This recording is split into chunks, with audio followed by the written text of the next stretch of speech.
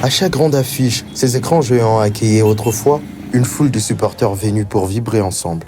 Aujourd'hui, l'ambiance a changé. Pour prévenir la propagation d'Ebola, les rassemblements importants sont désormais interdits.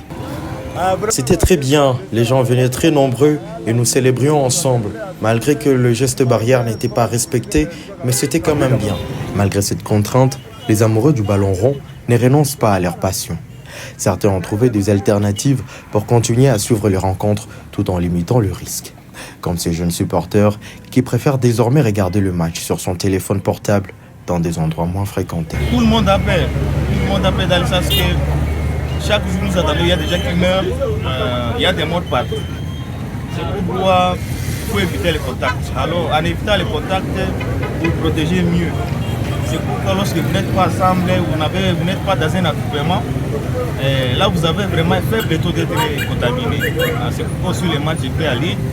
J'ai décidé de suivre le match à ligne. Donc en utilisant mon téléphone, je ne puisse pas être contaminé. Dans des établissements autorisés à rester ouverts, les retransmissions se poursuivent avec un nombre réduit de clients. Ces supporters qui y reviennent affirment que les mesures de prévention exigées par les autorités sanitaires sont appliquées. Les mesures barrières ont été de stricte application avant d'accéder à l'espace. Si vous aviez un problème, vous ne pouvez pas y accéder. L'important, c'est de respecter les mesures barrières que les autorités ont communiquées. C'est pour notre bien.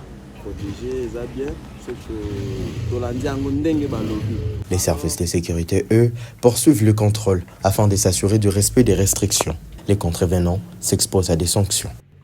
Nous avons pu remarquer que là où il y a des écrans géants, parfois même des écrans, mais dans des bistrots, les gens s'entassent.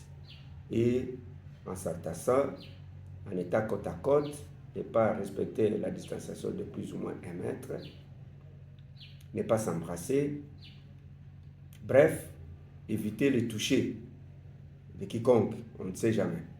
Alors nous devons faire respecter ça. L'autorité avait diffusé un communiqué où nous devions faire respecter ces mesures barrières. À Bunia, la passion du football reste intacte, mais elle s'exprime désormais avec davantage de prudence. En pleine riposte contre Ebola, les supporters sont appelés à concilier leur amour du sport avec le respect des mesures destinées à protéger la santé de tous.